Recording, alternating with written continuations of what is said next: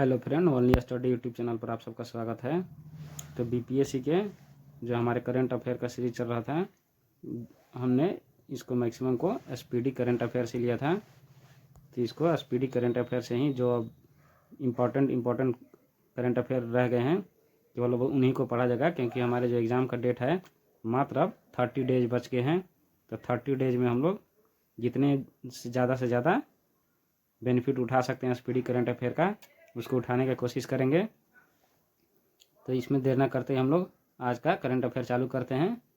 आप लोग से उम्मीद है कि आप लोग वीडियो को पूरा देखेंगे। यदि वीडियो पसंद आएगा तो कमेंट कर देंगे और लाइक शेयर कर देंगे। यदि वीडियो पसंद नहीं आता है तो कमेंट सेक्शन में मेंशन कर देंगे कि किस चीज़ के लिए ये नेक्स्ट वीडियो बनाया जाए, जिससे आपको बेनिफिट हो सके। तो देर न करते हुए स्टार्ट करते हैं। आज का पहला करंट अफेयर है, पोलावरम और मलकापुरम मदनपल्लई नामक 3 जिले जो हैं आंध्र प्रदेश में नए जिले जोड़े गए हैं। इसके अतिरिक्त देखा जाए तो मुखी 5 शावकों को जन्म देने वाला भारत का पहला चीता बना है। ओडिशा राज्य के पुरी और सोनापुर बीच को प्रतिष्ठित ब्लू फ्लैग प्रमाणन प्राप्त हुआ है। नेक्स्ट है, ये काफ़ी इंपॉर्टेंट हो जाता है। ओडिशा राज्य के पुरी और सोनापुर बीच जो प्रतिष्ठित ब्लू फ्लैग प्रमाणन इसको प्राप्त हुआ है, सर्टिफिकेट प्राप्त हुआ है। कंचनजंगा राष्ट्रीय उद्यान IUCN द्वारा प्राकृतिक विश्व धरोहर स्थलों की अच्छा रैंक को प्राप्त करने वाला एकमात्र भारतीय उद्यान है। तो ये इंपॉर्टेंट हो जाता है, जो पर्यावरण और पारिस्थितिकी से इंपॉर्टेंट क्वेश्चनों को करंट अफेयर्स में से इनको काउंट किया जा सकता है। बिहार का जो गोगा बिल है, जो कटिहार जिले में अवस्थित है, ये बिहार का 6ठा रामसर स्थल घोषित किया गया है। नेक्स्ट है, यूनेस्को द्वारा उत्तर प्रदेश के लखनऊ को रचनात्मक पाक कला का शहर, क्रिएटिव सिटी ऑफ गैस्ट्रोनॉमी घोषित किया गया है। ये काफ़ी इंपॉर्टेंट हो जाता है ये भी। नेक्स्ट है, कुवैत में दिलमुन सभ्यता का 4000 साल पुराना मंदिर खोजा गया है। तो भी इंपॉर्टेंट हो जाता है, हालांकि इसके चांसेस कम है कि एग्जाम में पूछे जाएँ। नेक्स्ट है, आर्मेनिया अंतर्राष्ट्रीय प्राकृतिक संरक्षण IUCN के नवीनतम सदस्य बना है। ये इंपॉर्टेंट हो जाता है कि आर्मेनिया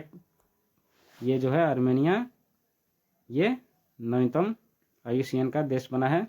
आप लोग ये कमेंट करके बताएंगे कि IUCN में कितने अभी तक देश शामिल हो चुके हैं। नेक्स्ट है, महाराष्ट्र राज्य के 5 समुद्र तटों को ब्लू फ्लैग प्रमाण पत्र दिया गया है, जिसमें श्रीवर्धन, नागांव, पारनाका, गुहागर एंड लाडहर समुद्र तट है।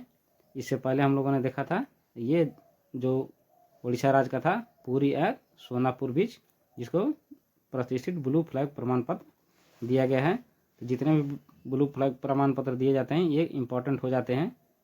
नेक्स्ट है, भारत का एकमात्र मड ज्वालामुखी अंडमान निकोबार में स्थित है, जहां ये 20 साल के बाद विस्फोट हुआ है।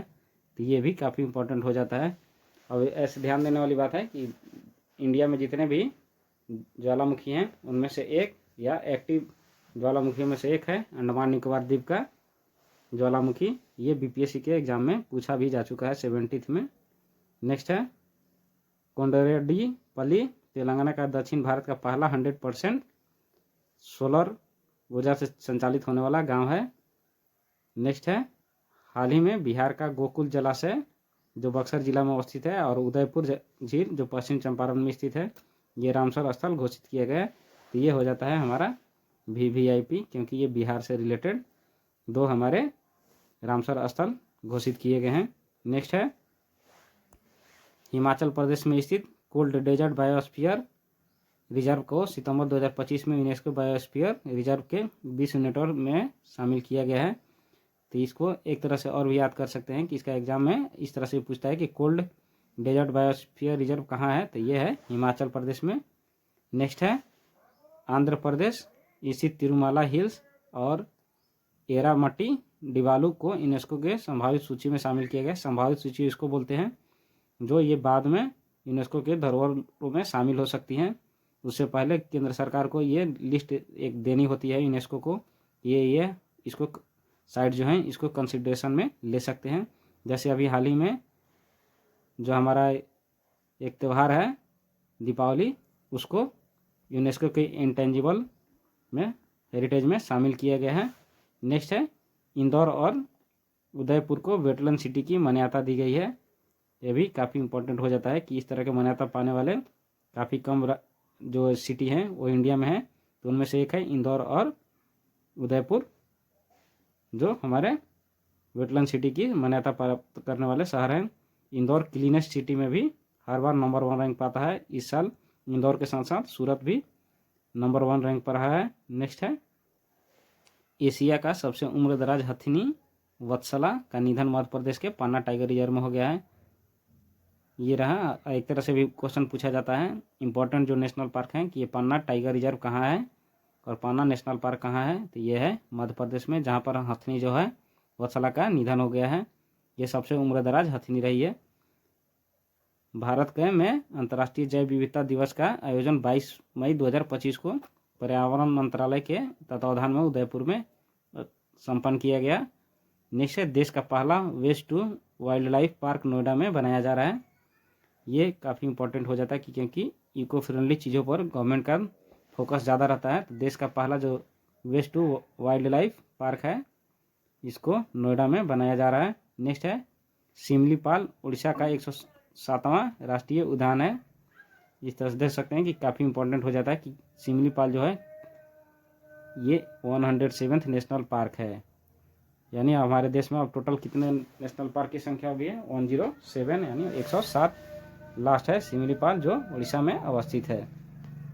भारत में मानवीय आपदा से संबंधित प्राचीन शिलालेखों गुटाला शिलालेख कर्नाटक में पाया गया है।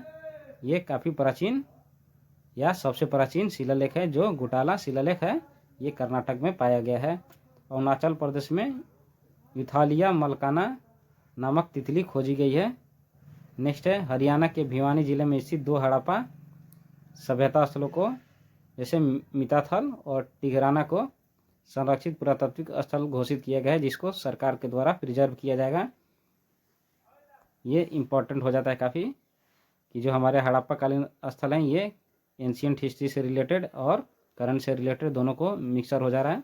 ये काफ़ी इंपॉर्टेंट हो जाता है कि जो भिवानी जिले के 2 हड़प्पा कालीन स्थल हैं मिताथल और टिगराना, ये इसको कंजर्व करने के लिए आर्कियोलॉजिकल साइट में शामिल किया गया है हरियाणा में। नेक्स्ट है नाट्यशास्त्र और भगवद गीता को यूनेस्को के memory of the world register में शामिल किया गया है। ये भी काफ़ी इम्पोर्टेंट हो जाता है। नेक्स्ट है बोत्सवाना के 8 चीते मध्य प्रदेश के गांधी सागर अभ्यारण्य में स्थानांतरित किए जाएंगे। इस तरह से देखिए देशों की संख्या कितनी होगी जहां से चीतों को इंडिया में लाया गया है। एक तो पहले था साउथ अफ्रीका, उसके साथ साथ बोत्सवाना, और ये फिर से बोत्सवाना से 8 चीते जो रह गए थे लाने थे सरकार के द्वारा, उसको लाया गया है और ये गांधी सागर अभ्यारण्य में स्थापित किया जाएगा। ये गांधी सागर अभ्यारण्य कहाँ है, तो ये है मध्य प्रदेश में स्थित। अब इस तरह से भी क्वेश्चन पूछता है कि कितने चीते लाए गए हैं, तो ये हैं केवल 8 चीते। इस तरह के क्वेश्चन बीपीएससी में भी प्रीवियस में पूछा जा चुका है, तो इसलिए इस पर फोकस करने की और फोकस करना इंपॉर्टेंट हो जाता है। नेक्स्ट है कर्नाटक गांव स्तर पर पुरावशेष सर्वेक्षण पूरा करने वाला पहला राज्य बना है। यानी जितने भी हमारे आर्कियोलॉजिकल साइट्स हैं पुराने, उनको सर्वे के अंडर लाने वाला पहला राज्य हो गया है। यानी कर्नाटक के जितने भी गांव हैं ग्रामीण स्तर तक के पुरावशेष सर्वेक्षण किए जा रहे हैं। नेक्स्ट है यूनेस्को ने 16 नए वैश्विक जियो पार्कों को ग्लोबल जियो पार्क नेटवर्क नामित किया है। नेक्स्ट है अब ये भी पूछा जा सकता है कि यूनेस्को के द्वारा कितने वैश्विक जियो पार्कों की ग्लोबल जियो पार्क नेटवर्क में शामिल किया गया है, तो ये है 16। नेक्स्ट है मध्य प्रदेश स्थित माधव राष्ट्रीय उद्यान भारत का 58वां टाइगर रिजर्व हो गया है। ये भी इम्पोर्टेंट है क्योंकि पहला जो था इससे पहले 57th वो भी मध्य प्रदेश में ही था। और नेक्स्ट ये माधव राष्ट्रीय उद्यान ये हो गया हमारा 50th टाइगर रिजर्व, ये भी मध्य प्रदेश में अवस्थित है। नेक्स्ट है चीन में सबसे प्राचीन जुरासिक पक्षी जीवाश्म मिले हैं। नेक्स्ट है यूनेस्को ने इंदौर और उदयपुर सिटी को वेटलैंड सिटी के रूप में मान्यता दी है, जो हम लोग पहले भी इसको देख चुके हैं। नेक्स्ट है केरल के कप्पड़ बीच जो कोझिकोड में अवस्थित है, और चाल बीच कन्नूर में जो समुद्र तटों को ब्लू फ्लैग प्रमाण पत्र दिया गया है उसमें शामिल किया गया है। अब तक कितने हो गए हैं, इस वर्ष 9 टोटल ब्लू फ्लैग प्रमाणन प्राप्त करने वाले समुद्र तट हो चुके हैं, जो उड़ीसा के 2, महाराष्ट्र के 5 और ये केरल के 2। नेक्स्ट है भारत ने 2030 तक 10,000 जीआई टैग का लक्ष्य रखा है। नेक्स्ट है छत्तीसगढ़ वन पारिस्थितिकी तंत्र को हरित सकल घरेलू उत्पाद से जोड़ने वाला पहला राज्य बन गया है। यानी छत्तीसगढ़ जो है वन पारिस्थितिकी तंत्र को हरित सकल घरेलू उत्पाद जो होती है, इससे पहले हरित सकल घरेलू उत्पाद में जोड़ने वाला राज्य था उत्तराखंड। उसी तरह ये छत्तीसगढ़ हो गया है, ये पहला राज्य बन गया है जो वन पारिस्थितिकी तंत्र को, ये जो स्टेट की जीएसडीपी होती है उसमें इसको काउंट करेगा। नेक्स्ट है चर्चा में रहा हिल्सा मछली, जो बांग्लादेश का राष्ट्रीय पक्षी मछली है। ये हिल्सा मछली को जब भारत और बांग्लादेश के बीच में विवाद हो गया था, तो उसके रिगार्डिंग हिल्सा मछली को उसने भारत में एक्सपोर्ट करना बंद कर दिया था और भारत ने इंपोर्ट करना इसको कम कर दिया था। तो ये इम्पोर्टेंट हो जाता है क्योंकि ये इंटरनेशनल रिलेशन से रिलेटेड 2 देशों के बीच में हाल ही में चल रहे अंतर्राष्ट्रीय मनमुटावों को दर्शाता है। नेक्स्ट है मिजोरम में स्मिथोफिश लेप्टोफैसियाटस नामक सांप की एक नई प्रजाति खोजी गई है। नेक्स्ट है बियो चिदम्बरनार बंदरगाह जो है हरित हाइड्रोजन का उत्पादन करने वाला पहला भारतीय बंदरगाह बन गया है। तो ये इंपॉर्टेंट हो जाता है क्योंकि ये पहला बंदरगाह है जहाँ पे बियो चिदम्बरनार बंदरगाह, जहाँ पे हरित हाइड्रोजन का उत्पादन किया जाएगा। तो क्वेश्चन पूछा जा सकता है कि हरित हाइड्रोजन का उत्पादन करने वाला पहला बंदरगाह भारत का कौन सा है। तो ये है बियो चिदम्बरनार बंदरगाह, और ये आप लोग बताएंगे कि ये बंदरगाह जो है कहाँ पर अवस्थित है। इसका जो आंसर है हम कमेंट बॉक्स में दे देंगे, या जो सही आंसर देंगे उस पर हम हार्ट का सिंबल दे देंगे। नेक्स्ट है जैसलमेर में 4500 वर्ष पुराना हड़प्पा सभ्यता की खोज की गई है। जो हम तो अब तक पढ़ते आ रहे थे कि हड़प्पा कालीन जो सभ्यता है लगभग 4000 साल तक पुरानी थी, यानी 1,500 से 2,500 साल ईसा पूर्व। यह है 4500 साल पुरानी हड़प्पा स्थल की खोज की गई है जैसलमेर में। नेक्स्ट है भारत की पहली चारागाह पक्षी जनगणना कहाँ पर किया गया है। तो ये किया गया है काजीरंगा राष्ट्रीय उद्यान में। नेक्स्ट है इंदौर 8वीं बार देश का सबसे स्वच्छ शहर का खिताब हासिल करने वाला शहर हुआ है। ये काफ़ी इंपॉर्टेंट है कि ये कंटिन्यूस स्वच्छ शहर में सर्वश्रेष्ठ स्थान पाने वाला शहर है इंदौर, जो मध्य प्रदेश का शहर है। नेक्स्ट है अंतर्राष्ट्रीय बिग कैट अलायंस जो IBCA है, इसकी पहली महासभा नई दिल्ली में आयोजित की गई। इसका उद्देश्य जो था बाघ, शेर, तेंदुआ, हिम तेंदुआ एंड प्यूमा, जगुआर और चीता जैसी जो बिल्ली की 8 प्रजातियां होती हैं उनको संरक्षण पर ध्यान केंद्रित करता है। इसको देशों की बात की जाए तो कौन कौन सा देश है इसमें, जिस देशों में बाघों की और बिग कैट की जनसंख्या पाई जाती है वो सारे देश इसके अंदर अलायंस में आते हैं। उसमें आता है भारत, रसिया के साथ साथ है आर्मेनिया, बांग्लादेश, जो भूटान, कंबोडिया, मिस्र, Ethiopia, Kenya, Malaysia, Nepal, Peru, Suriname, Angola, Eswatini, Guinea, Liberia, Mongolia, Nicaragua, Rwanda, Somalia और युगांडा।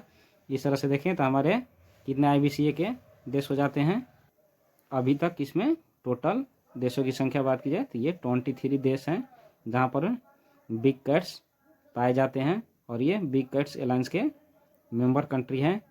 अब इसकी बात की जाए तो इसकी फाउंडेशन जो है कौन कौन से देशों के द्वारा रखी गई थी, तो India, Armenia, Bangladesh, Bhutan, Cambodia, Egypt, Ethiopia, Ecuador, Kenya, Malaysia, Mongolia, Nigeria, Peru, Suriname and Uganda रहे हैं।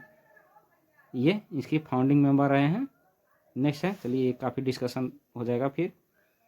नेक्स्ट है इतने देशों का नाम याद रख सकते हैं तो रखिए, नहीं तो कोई जितना बड़ी बात नहीं है कि इसको याद रखना है। केवल ये याद ध्यान रखने की बात है कि कितने प्रकार के प्रजातियाँ इसमें बिल्लियों की पाई जाती है। तो इसमें 8 होती है, और इसकी पहली महासभा जो है ये नई दिल्ली में आयोजित की गई है 2025 में। नेक्स्ट है विश्व ऊर्जा रिपोर्ट के अनुसार भारत 2024 में दुनिया का चौथा सबसे बड़ा जैव ईंधन उपयोगकर्ता देश बन गया है। तो इस तरह के क्वेश्चन पूछे जाते हैं। इंडिया का जब रैंकिंग इम्प्रूव होता है किसी भी इंडेक्स में या किसी भी रिपोर्ट में, तो ये एग्जाम में पूछे जा सकते हैं। नेक्स्ट है इन्वायरमेंट एंड इकोलॉजी से रिलेटेड जो हमारे करंट अफेयर थे वो तो काफ़ी हो गए, जो इम्पोर्टेंट थे उसको हमने लोगों ने पढ़ लिया। अब नेक्स्ट है हर बार लगभग एक क्वेश्चन बीपीएससी में पूछे जा सकते हैं या पूछे जाते हैं, वो है नोबेल पुरस्कारों से संबंधित।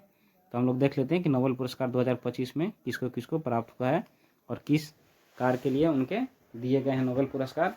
तो देखते हैं, इसमें पहला जो है चिकित्सा का नोबेल पुरस्कार जो है मैरी ई ब्रूनको को, अमेरिका जो है ये साइंटिस्ट रहे हैं, फ्रेड रामसडेल ये भी अमेरिका रहे हैं। और नेक्स्ट है सिमोन साकागुची, ये जापान के 3 साइंटिस्टों को चिकित्सा का नोबेल पुरस्कार दिया गया है। ये किसके कार्य के लिए दिए गए हैं, तो पेरिफेरल इम्यून टॉलरेंस की खोजों के लिए दिया गया है, जो प्रतिरक्षा प्रणाली को शरीर के नुकसान होने से रोकती है या किसी भी तरीके से पेरिफेरल इम्यून टॉलरेंस को, क्षमता को ये बढ़ाती है, जिससे हमारी रोग प्रतिरोधक क्षमता जो होती है उसको मजबूत बनाती है। नेक्स्ट है भौतिकी का नोबेल पुरस्कार 2025 में किसे दिया गया है, तो इसे दिया गया है जॉन क्लार्क ब्रिटेन के, मिशेल एच डेवोरेट फ्रांस के और जॉन एम मार्टिनिस यूएसए के। ये 3 साइंटिस्टों को नोबेल का भौतिकी पुरस्कार दिया गया है, भौतिकी का नोबेल पुरस्कार दिया गया। इनके ये कार्य क्या रहे हैं, तो एक इलेक्ट्रिकल सर्किट में माइक्रोस्कोपिक क्वांटम मैकेनिकल टनलिंग और ऊर्जा परमाणुकीकरण की खोज के लिए दिया गया है। अगर देखें तो भौतिकी का नोबेल पुरस्कार किसको किसको दिया गया है, तो ये दिया गया है जॉन क्लार्क ब्रिटेन के, मिशेल एच डेवोरेट फ्रांस के और यूएसए के हैं जॉन एम मार्टिनिस। और इनके एक इलेक्ट्रिक सर्किट में माइक्रोस्कोपिक क्वांटम मैकेनिकल टनलिंग और ऊर्जा परमाणुकीकरण की खोज हेतु दिया गया है। नेक्स्ट है रसायन शास्त्र का नोबेल पुरस्कार, ये दिया गया है सुसुमु कितागावा, ये जापान की साइंटिस्ट हैं, रिचर्ड रॉबinson ऑस्ट्रेलिया के और उमर एम यागी ये जॉर्डन के साइंटिस्ट रहे हैं, जिनको मेटल ऑर्गेनिक फ्रेमिंग के विकास के लिए दिया गया है या मेटल ऑर्गेनिक फ्रेमवर्क के विकास के लिए इनको रसायन का नोबेल पुरस्कार 2025 में प्रदान किया गया है। नेक्स्ट है शांति का नोबेल पुरस्कार मारिया कोरिना मचाडो, ये वेनेजुएला के रही हैं, जो डेमोक्रेटिक राइट्स के मुख्य वक्ता रही हैं। ये वेनेजुएला में तानाशाही से लोकतंत्र में न्यायपूर्ण और शांतिपूर्ण बदलाव लाने में अथक संघर्ष के लिए इनको दिया गया है।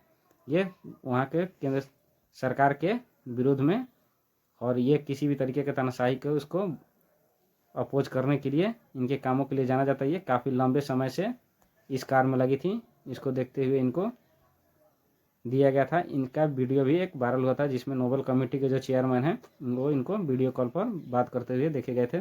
नेक्स्ट है अर्थशास्त्र के लिए नोबेल पुरस्कार 2025 में किस किस को दिया गया है, तो ये दिया गया है जोएल मोकिर अमेरिका के, फिलिप अघियन फ्रांस के और पीटर हॉविट ये कनाडा के हैं। और इनको दिया गया है नवाचार संचालित आर्थिक विकास की व्याख्या करने से उनमें उनके जो योगदान के लिए, यानी जो न्यू आर्थिक डेवलपमेंट की प्रोसेस हैं उसमें इनोवेशन लाने के लिए इनको अर्थशास्त्र का नोबेल पुरस्कार दिया गया है। और ये पुरस्कार मिला है जोएल मोकिर को, अमेरिका के जो रहे हैं। नेक्स्ट है फिलिप अघियन को, फ्रांस के, और पीटर हॉबिट कनाडा के। नेक्स्ट है हमारा और साहित्य का नोबेल पुरस्कार, ये साहित्य का नोबेल पुरस्कार मिला है 2025 में लॉसजेलो क्रस्जनाहोराकोइका, और ये हंगरी के रहा है। इनकी दूरदर्शी साहित्यिक रचनाओं के लिए दिए गए जो सर्वनाश के आतंक के बीच कला की शक्ति को पुनर्स्थापित करती है। ये जो सर्वनाश के यानी एटॉमिक बम या किसी भी तरीके के बीच जो 2 देशों के बीच में होती है जंग, उसको इन्होंने पिक्चरियल फॉर्म में दर्शाया था, यानी तस्वीरों के फॉर्म में दर्शाया था। उनके इस काम के लिए साहित्य का नोबेल पुरस्कार दिया गया है। तो ये तरह से देखें, यदि और कोई याद ना हो, कम से कम साहित्य का और शांति का नोबेल पुरस्कार जरूर याद कर लें। तो शांति का नोबेल पुरस्कार किसको मिला है, मारिया कोरिना मचाडो, ये वेनेजुएला कर रही हैं। और इनको किस लिए मिला है, तानाशाही से लोकतंत्र में न्यायपूर्ण और शांतिपूर्ण बदलाव लाने के लिए। नेक्स्ट है साहित्य का नोबेल पुरस्कार जो है लास्जो क्रस्जनाहोराकाई का, जिनके दूरदर्शी साहित्यिक रचनाओं के लिए दिया गया है जो सर्वनाश के आतंक के बीच कला की शक्ति को पुनर्स्थापित करती है। नेक्स्ट है अब नोबेल पुरस्कारों को देखें तो किस तरह से याद किया जा सकता है। तो याद करने के लिए ट्रिक के तौर पर चिकित्सा का नोबेल प्राइज जो मिला है इसको याद कर सकते हैं, मेरी फ्रेंड सिमोन। मेरी फ्रेंड सिमोन, मेरी फ्रेंड सिमोन जो है हमारी चिकित्सा के नोबेल पुरस्कार 2025 में पाने वाले सदस्य रहे हैं। तो इसको याद करने का ये ट्रिक है, जिनके फर्स्ट नामों के लेटर जो हैं मेरी फ्रेंड सिमोन, फ्रेड है तो इसको फ्रेंड बोल सकते हैं और इसके अकॉर्डिंग आप याद कर सकते हैं। अब इसको किस लिए दिया गया है तो इसको आपको याद रखना पड़ेगा कि पेरिफेरल इम्यून टॉलरेंस जो होती है, जो हमारे रोग शरीर में प्रतिरक्षा प्रणाली को नुकसान पहुंचाती है और उससे रोकने के लिए इनको दिया गया है। और इस टॉलरेंस को खोज किया है जिससे प्रतिरक्षा प्रणाली को शरीर के नुकसान पहुंचाने से रोक सकती है। नेक्स्ट है भौतिकी का नोबेल पुरस्कार जो है इसको याद कैसे किया जा सकता है। तो इसका याद करने का ट्रिक है, जॉन की मिशेल क्लार्क, यानी जॉन की मिशेल क्लार्क। हम लोग ऑस्ट्रेलियन बॉलर का नाम जानते हैं मिशेल जॉनसन, और ये है क्लार्क, स्टुअर्ट क्लार्क वहाँ का एक फास्ट बॉलर है, और जॉन जो है, अब ये देखिए दोनों में जॉन है तो कन्फ्यूजन हो सकता है। तो क्या लिख सकते हैं, मार्टिनिस मिशेल क्लार्क, एक एक नाम का याद कर सकते हैं जिससे हमको आसानी से याद रह सकती है चीज़ें। भौतिकी का नोबेल पुरस्कार किसको दिया गया है तो मिशेल क्लार्क मार्टिनिस। अब इस तरह से याद कर लेंगे तो एक नाम जैसे होगा मिशेल क्लार्क मार्टिनिस। अब इस तरह से याद करें, भौतिकी मिशेल क्लार्क मार्टिनी। अब एक साथ नाम के साथ याद करेंगे तो कन्फ्यूजन भी नहीं रहता है, ठीक है। इस तरह से चीज़ों को ध्यान में रख सकते हैं। अब रसायन के लिए भी इसी तरह से याद किया जा सकता है, फर्स्ट लेटर या लास्ट लेटर को कंबाइन करके। तो आप लोग इसके लिए बताएंगे कि रसायन और इकोनॉमिक्स के लिए जो भी नोबेल पुरस्कार विनर हैं उनको किस तरह से याद किया जा सकता है।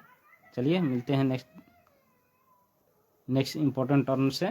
इसमें दिया गया है 2024-25 में जो सौंदर्य प्रतियोगिताएं हुई है पूरे विश्व में, वो उसके विनर कौन कौन से रही हैं। तो इसमें से सबसे ज़्यादा इम्पोर्टेंट हो जाता है जो 2025 में 74वीं मिस यूनिवर्स हुआ था। ये कहाँ पर आयोजित किया गया था तो ये आयोजित किया गया था थाईलैंड में, और भारत का प्रतिनिधित्व जो था मनिका विश्वकर्मा ने किया था, और इसको जीता था फातिमा बॉस जो मेक्सिको की सुंदरी थी, ठीक है। तो मिस यूनिवर्स का 2025 का खिताब जीतने वाली फातिमा बॉस जो है मेक्सिको की है, और इसका आयोजन थाईलैंड में किया गया था, और भारत के प्रतिनिधि के तौर पे मनिका विश्वकर्मा इसमें पार्टिसिपेट की थी। नेक्स्ट है मिसेज यूनिवर्स 2025, इसको जीता था शेरी सी ने जो नोएडा यूपी के थी। तो ये हमारे लिए काफ़ी इंपॉर्टेंट हो जाता है। मिसेज यूनिवर्स जो है 2025 का, मिसेज है ये मिस नहीं है, ध्यान रखने वाली बात है। मिसेज मतलब जो कुंवारी लड़कियां होती हैं उनकी, शादीशुदा लड़कियां जो होती हैं उनकी प्रतियोगिता होती है, उसमें शेरी सिंह को ये पुरस्कार मिला है। और बिहार में जो मिला था मिसेज यूनिवर्स का पुरस्कार, बिहार के हमारे तराई विधानसभा के जो विधायक हैं उनकी बीवी को ये मिला था, और इसका नाम आप लोग कमेंट सेक्शन में ज़रूर बताएंगे क्या नाम था। नेक्स्ट है मिस यूनिवर्स इंडिया 2025 को मनिका विश्वकर्मा थी जो राजस्थान की रही हैं, और यही मनिका विश्वकर्मा मिस यूनिवर्स 2025 की प्रतियोगिता में भाग ली थी। मिस वर्ल्ड 2025 का खिताब जो 72वीं मिस वर्ल्ड का प्रतियोगिता था वो किसने जीता था तो ये थाईलैंड की है, ओपला सुचाता चुवांगसेरी। ओपला सुचाता चुवांगसेरी जो था मिस वर्ल्ड 2025 की विजेता रही हैं। इसका आयोजन हैदराबाद तेलंगाना में किया गया था, और भारत के प्रतिनिधि जो थी नंदिनी गुप्ता ने किया था। तो इसका आयोजन जो है भारत के तेलंगाना में किया गया था, जो उसकी शहर हैदराबाद में है। ये काफ़ी सुर्खियों में रहा था क्योंकि एक मिस यूनिवर्स जो थी किसी देश की, वो उन्होंने इससे बॉयकॉट कर दिया था, और जाने के बाद में इसकी काफ़ी किरकिरी हुई थी। तो नेक्स्ट है मिसेज वर्ल्ड 2025 का खिताब तसेगो गिलाई को मिला था। ये पहली अश्वेत महिला है जिसको यह आविष्कार प्राप्त हुआ था। नेक्स्ट है मिस यूनिवर्स 2024 का 73वां जो पुरस्कार हुआ था उसको प्राप्त हुआ था विक्टोरिया कजरथेल्वी को, जो डेनमार्क की रहने वाली हैं। नेक्स्ट है मिस इंडिया USA 2025 का कैटलिन सेंड्रा नील को, भारतीय अमेरिकी हैं, इनको प्राप्त हुआ था। दुनिया का पहली AI मिस कौन है, तो ये केंजा लेली है मोरक्को की, जिसको ये अवार्ड मिला है। इसमें ध्यान रखने वाली है मैक्सिमम मिस यूनिवर्स 2025 और मिस वर्ल्ड 2025 और मिस यूनिवर्स 2025। ठीक है, तो इस तरह से हमारा हो गया आज का लेक्चर में जो मिस यूनिवर्स का था। नेक्स्ट देखते हैं अवार्डों में। देखें तो इस बार बाफ्टा पुरस्कार जो 78 आयोजित हुआ था 2025 में, इसमें सर्वश्रेष्ठ फिल्म का अवार्ड जो है कॉन्क्लेव को दिया गया था। सर्वश्रेष्ठ निर्देशक डायरेक्टर जो है ब्रैडी कॉर्बेट को दिया गया था द ब्रूटलिस्ट के निर्देशन के लिए। और सर्वश्रेष्ठ एक्टर जो रहे हैं अभिनेता वो एडियन ब्रॉडी रहे थे द ब्रूटलिस्ट के लिए ही इनको मिला है। और सर्वश्रेष्ठ अभिनेत्री रही है मिकी मैडिसन अनोरा मूवी के लिए। ठीक है, तो नेक्स्ट है हमारा सबसे ज़्यादा इंपॉर्टेंट हो जाता है सर्वश्रेष्ठ फिल्म के साथ साथ ये 71वां राष्ट्रीय फिल्म पुरस्कार जो 2025 में दिया गया है, ये काफ़ी इंपॉर्टेंट हो जाता है। तो इसमें देखते हैं सर्वश्रेष्ठ फीचर फिल्म किसे दिया गया है, 12वीं फेल को, जिसके निर्देशक हैं विनोद चोपड़ा, जो एक IPS मनोज शर्मा के जीवनी पर आधारित मूवी है। और इसमें विक्रांत मैसी ने काफ़ी शानदार अभिनय का परिचय दिया था। नेक्स्ट है सर्वश्रेष्ठ हिंदी फिल्म कटहल को दिया गया था, जिसके निर्देशक रहे हैं यशवर्धन मिश्रा। और सर्वश्रेष्ठ अभिनेता का पुरस्कार शाहरुख खान को उसकी मूवी जवान के लिए और विक्रांत मैसी को 12वीं फेल के लिए दिया गया था। नेक्स्ट है सर्वश्रेष्ठ अभिनेत्री रानी मुखर्जी को अवार्ड दिया गया था, ये मिसेस चटर्जी वर्सेस नॉर्वे। ये एक रियलिस्टिक मूवी थी जिसमें एक चाइल्ड को रिलेटेड जो कंसेप्ट है नॉर्वे कंट्री में, उससे बेसिस पर इसको बनाया गया था। नेक्स्ट है सर्वश्रेष्ठ निर्देशक का अवार्ड, यानी 71वां राष्ट्रीय फिल्म पुरस्कारों में सर्वश्रेष्ठ निर्देशक का अवार्ड सुदीप्तो सेन की फिल्म द केरल स्टोरी के लिए प्राप्त किया गया था या प्रदान किया गया था। तो ये हमारे लिए काफ़ी इंपॉर्टेंट हो जाता है 71वां राष्ट्रीय फिल्म पुरस्कार। इसको फिर से रिवीजन कर लेते हैं। सर्वश्रेष्ठ फीचर फिल्म है 12वीं फेल, सर्वश्रेष्ठ हिंदी फिल्म है कटहल, सर्वश्रेष्ठ अभिनेता है शाहरुख खान और विक्रांत मैसी, और सर्वश्रेष्ठ अभिनेत्री हैं रानी मुखर्जी, और सर्वश्रेष्ठ निर्देशक हैं सुदीप्तो सेन। ये 78 कांस फिल्म पुरस्कार जो है ये इससे काफ़ी कम क्वेश्चन पूछे जाते हैं, हम लोग को पूछे जाते हैं ऑस्कर से। तो 97 जो ऑस्कर अवार्ड मिले हैं 2025 में, उसको देख लेते हैं। सर्वश्रेष्ठ फिल्म कौन रहा है, अनोरा। इसी अनोरा मूवी के लिए मिकी मैडिसन को सर्वश्रेष्ठ अभिनेत्री का अवार्ड मिला है। सर्वश्रेष्ठ निर्देशक कौन थे, शॉन बेकर, जो अनोरा मूवी के ही डायरेक्टर हैं। सर्वश्रेष्ठ अभिनेता मिला है एडियन ब्रॉडी को द ब्रूटलिस्ट के लिए है। और इन्हीं को ये अवार्ड सर्वश्रेष्ठ अभिनेता का बाफ्टा पुरस्कार भी मिला था, यानी दोनों BAFTA and Oscar award Adrien Brody को दिया गया था द ब्रूटलिस्ट मूवी के लिए। और सर्वश्रेष्ठ अभिनेत्री का अवार्ड माइकी मेडिसन को अनोरा मूवी के लिए दिया गया था, या मिकी मेडिसन को। ये दोनों एक्टर एक्ट्रेस जो हैं इनको बाफ्टा एंड ऑस्कर पुरस्कार दोनों से नवाजा गया है।